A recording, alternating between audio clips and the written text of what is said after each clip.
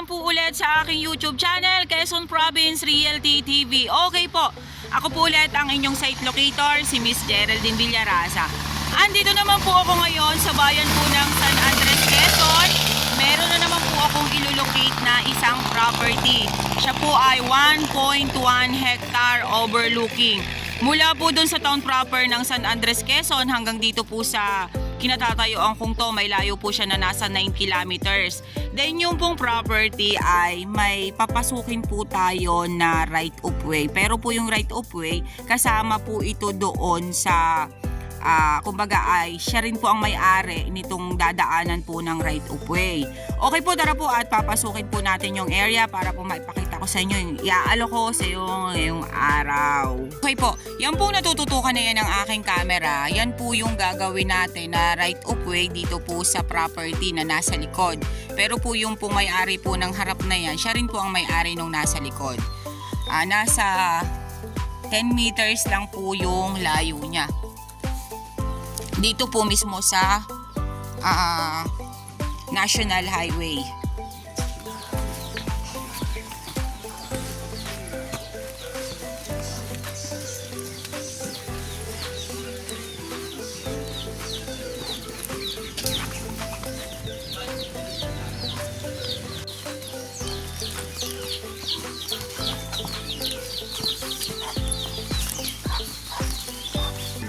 Okay, sorry po. Banggit ko po kanina is 10 meters. Yung po pala ay mga nasa 30 meters.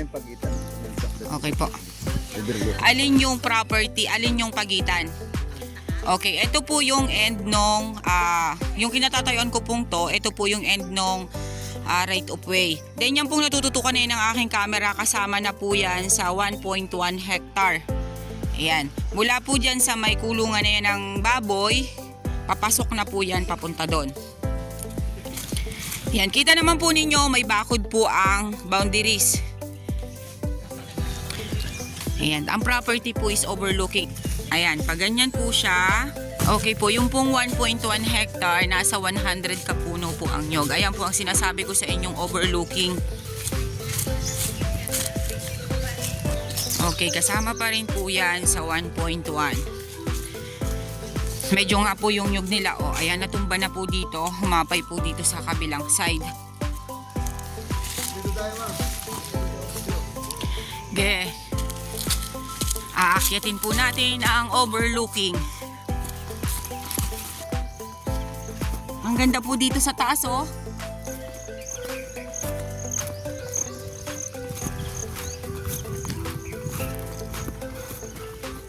Natututukan na yan ang aking camera. Diyan po kami nagmula. Diyan po yung National Highway.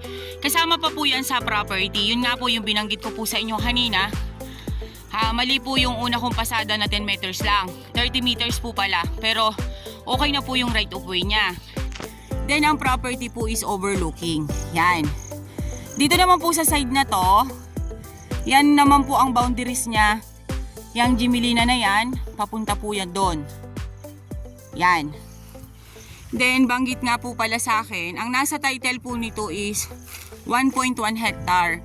Pero, meron po siyang free na nasa 3,000 square meter. Kumbaga po ay isasama na po yun ni seller sa bentahan. Pero hindi po yun kasama dun sa titulo ng 1.1 hectare. Pinaka-free na po niya yun. Ayan, medyo po pa-slope ang property. Ayan. Yan pong natututukan na yun ng aking camera. Yan po yung boundaries naman doon sa kabilang side. Yung mga Jimilina na yan. Pero yung mga nyug pong yan, dito po yan sa property. Yan, kasama pa rin po yan.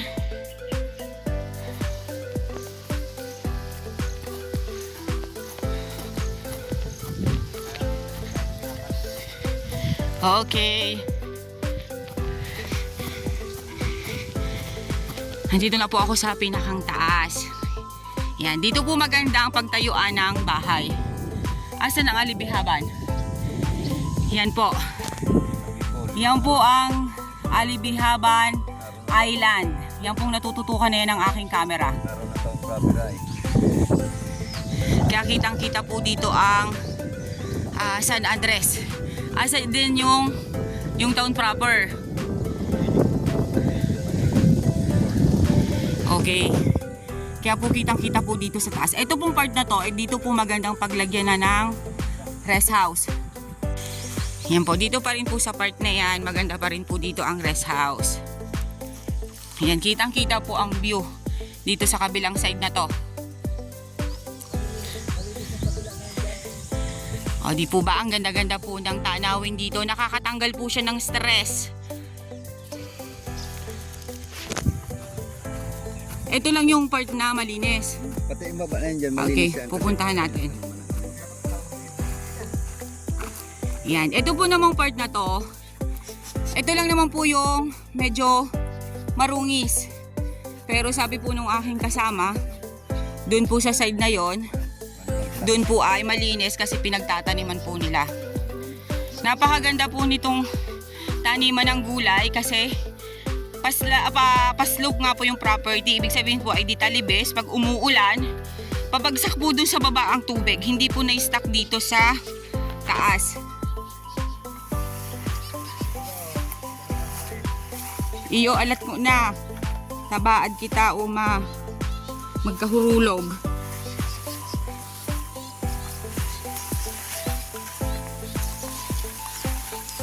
Yan, ito lang po yung part na medyo masukal. Madali lang naman po siyang alinisin. Kasi mga kahoy-kahoy gubat lang naman po siya.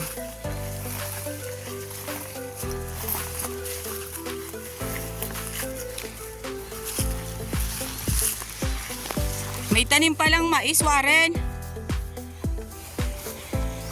Yan. Yan po yung sinasabi niya kanina na malinis. Pinagtataniman po ng mais nung may-ari.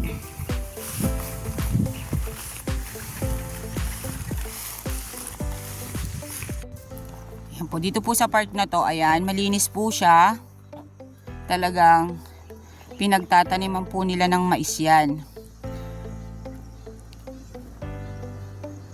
Maliit lang naman po ang 1.1 hectare. Kaya po hindi po tayo maglalayo ng paglalakad. Ito lang pong naiigutan namin.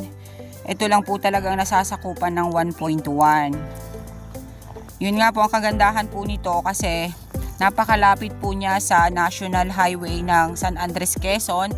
Then, napakaganda po ng tanawin dito sa taas. Yun po yung pinakang maganda dito sa area.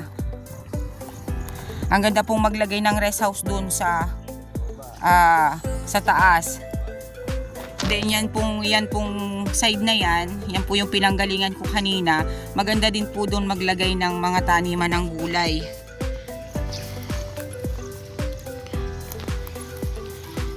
Dahan-dahan at baka bumagsak. Mahirap na. Para tayong nyug dyan na binagsakan.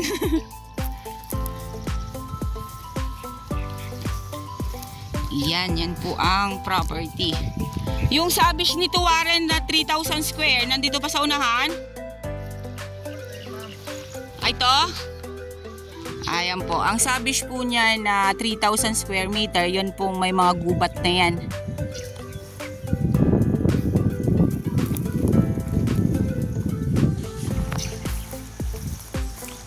Yun, no? Okay na. Napakaganda po ng property pagka ganitong malinis. Hindi po siya nakakatamad na ikutin or i-vlog. Kasi nga po malinis po yung area. Yan, medyo lang po hininga lang inyong ligod kanina kasi pataas yung kanina sa umpisa ko. Pinuntahan ko po talaga yung overlooking. Okay guys, sabihin nyo na po ang property namin. Dito po ito sa San Andres, Quezon. Mula po sa National Highway hanggang dun po sa property, meron po siyang 30 meters na right of way. Then may overlooking po siya, kita po ang Alibihaban Island and ang town proper po ng San Andres, Quezon. 1.1 hectare, may sabish po siya na nasa 3,000 square meter. Pero po 1.1 lang po ang nasa title. Then ang nyug po niya is nasa 100 kapuno. Then ang property niya po ay medyo po siya patalibis. Okay po, once again po ako po ulit ang inyong site locator, si Miss Geraldine Villarasa. Muli po ako maglalambing, paki-like and share po ng aking mga vlog. And pasubscribe na rin po ng aking YouTube channel, Quezon Province Realty TV. Okay po, once again po, thank you po for watching. Okay guys, sabihin nyo na po ang property namin. Dito po ito sa San Andres, Quezon. Mula po sa National Highway hanggang dun po sa property, meron po siyang 30 meters na right of way. Then may overlooking po siya, kita po ang Alibihaban Island and ang town proper po ng San Andres, Quezon. 1.1 hectare, may sabish po siya na nasa 3,000 square meter. Pero po 1.1 lang po ang nasa title. Then ang nyug po niya is nasa 100 kapuno. Then ang property niya po ay medyo po siya patalibis. Okay po, once again po ako po ulit ang inyong site locator, si Miss Geraldine Villarasa. Muli po ako maglalambing, paki-like and share po ng aking mga vlog. And pasubscribe na rin po ng aking YouTube channel, Quezon Province Realty TV. Okay po, once again po, thank you po for watching.